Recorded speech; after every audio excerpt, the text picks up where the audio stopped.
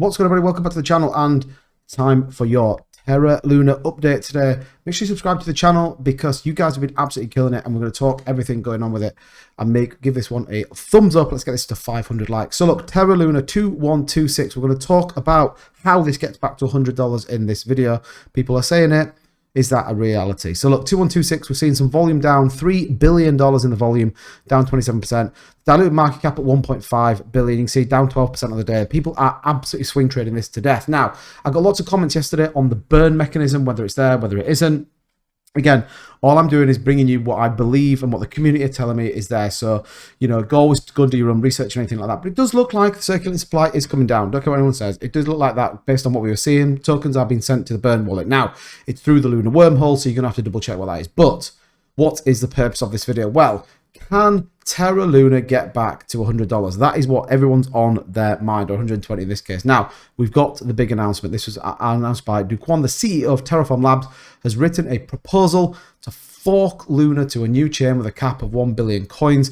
The Binance CEO, CZ, believes Do Kwon's plan to save Luna will not work as forking doesn't add value to the new fork. Now, so any of you that's been around in crypto for a long time, we see forks of networks all the time. So we've seen tons of forks of Bitcoin. We've seen forks or potential forks of Ethereum. So, basically what it does, it takes a snapshot and then splits it, and then it can run on a slightly different algorithm or start to trade slightly different. So look, so the Luna Foundation Guard has spent billions of dollars reinstating Terra USD. However, the UST price is struggling to make a comeback. At the time of writing, UST is priced at 0.082, 91.8% lower than the $1 peg. Now, here's the thing. There is tons of community support behind this, but the price is still incredibly down. So people are scared. Investors are scared. The market isn't great at the minute. So people are looking to swing trade, take profits, whatever you want to do. I don't think right now this is a super long-term hold, but you never know. So Do Kwon, the CEO of Terraform Labs, came up with a recovery plan for Terra's tokens. The Luna Foundation Guard Council proposed forking Luna to the new chain using a snapshot from before the attack of the blockchain. Now,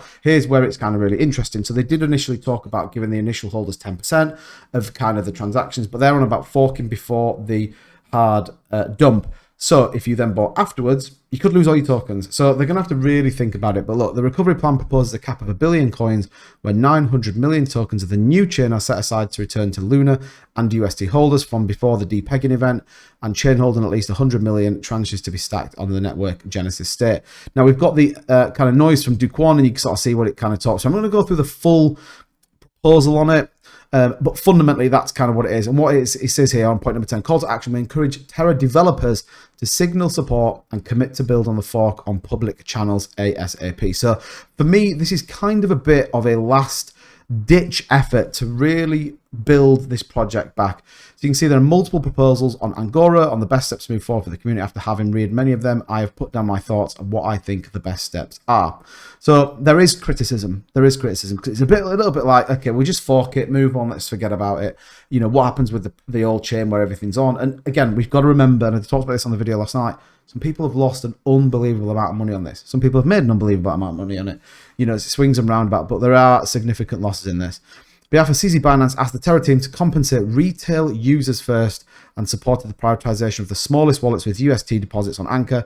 Binance has nearly 1.6 billion tied up in Luna's collapse. So again, now lots of exchanges that open it. So I know that Binance is saying we've got 1.6 billion tied up, but they're still trading it. They're still making their little bit of money off the trades. And I think the last time I looked, it was about 30 billion, I think, was being traded daily. So it kind of goes through, and look, I'm not going to read the full article as to kind of what it all talks about, but ultimately the recovery plan been announced is fork Terra Luna. Everyone moves over. They look after the original OGs before that dump with a certain set of tokens put to one side and then see what happens. The question is, they've got to fix the algorithm. Now, if you remember how it all happened, it was destabilized by big sells, which then the whole mechanism caused the market to crash. So they need to fix that. I do think exchanges will buy it. Again, it's whether there is enough community support. Now, it's probably got one of the biggest community supports I've seen out there, certainly when people are coming together to really kind of sort it. So we're going to have to wait and see what happens. The other question on everyone's mind is the Luna Foundation Guard. Now, we saw this as of Saturday, May the 7th. This is what was sat in the Luna Foundation Guard. A significant amount of money. You can see over 80,000 Bitcoin, 39,000 BNB, so lots and lots of money. This was kind of moved, and it goes on a long article here just around how they were selling it. They were transferring it to the counterparty, not to excess 5,313. On May the 10th, USD has fallen 75% to the Master Services Agreement, dated January the 10th. which TFL managed to execute all finance, administrative, and operational functions to support as requested. So again, it was trying to sell to kind of offset the losses.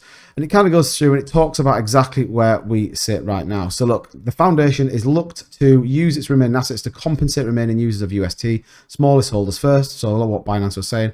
We're still debating though various distribution methods, updates to follow soon. So we're going to have to kind of wait and see. But I think there is a desire to help the people that kind of lost the most, the smaller ones. I think the big retail investors, the big banks, the big centralized exchanges probably aren't going to get much, but they are making their money from the swap. So that's going to do it for this video. The big news is there going to be a fork of Luna and people move over. I think if they fork it, there could be a real chance this might come back. Just my opinion. I am dead interested to know what you guys think. Who's still swing trading this and who would move onto the new fork of Terra Luna? I think I would, because it might be worthwhile. That's going to do it for this video, guys. Remember to subscribe to the channel. I appreciate all the support you've been giving me, and I'll see you guys in the next video.